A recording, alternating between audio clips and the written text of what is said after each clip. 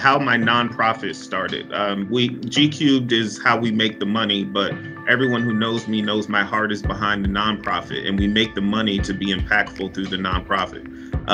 My daughter comes home from school one day and I say, "Hey, how was your day?" And she says, "Daddy, it was horrible.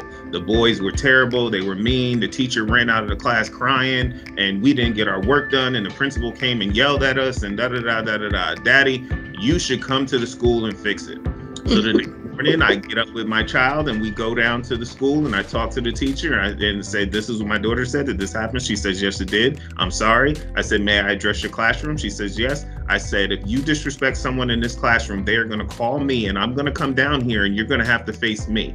The teacher next door said, "Can you do that in my classroom too?" So I went to the next classroom, did it. I walked out the building, going to my car, my phone rings. The principal called me. I said, "Oh, I must have went too far, I'm in trouble." The principal called me back in the building and asked me to start a program immediately for the mentoring of the young men in the school. It grew to say, we don't want this type of character development to only go to young men, we want all kids. So it changed from extraordinary young men to extraordinary young minds. And from that one school, we are now in 12 schools at elementary, middle, and high school doing programs, all because of the impact we had at one. So I say all of that to say this: you started at the school where your kids were. That's the same thing I did. And as long as you can get a foothold there, just anything, like the teachers are overworked, but if you say, "I have a virtual platform," whether it's Facebook Live, whether it's a YouTube channel, whatever, you can have the platform and present it to them. So it's not a technological requirement on them.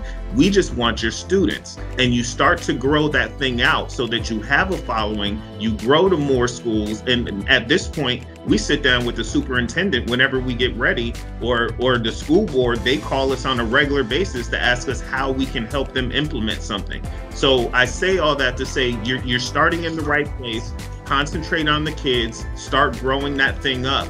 You just start working on getting your program down to something that you can present in maybe 15 to 30 minutes in a program, and then start marketing that where your kids are, and then growing that out to further advance.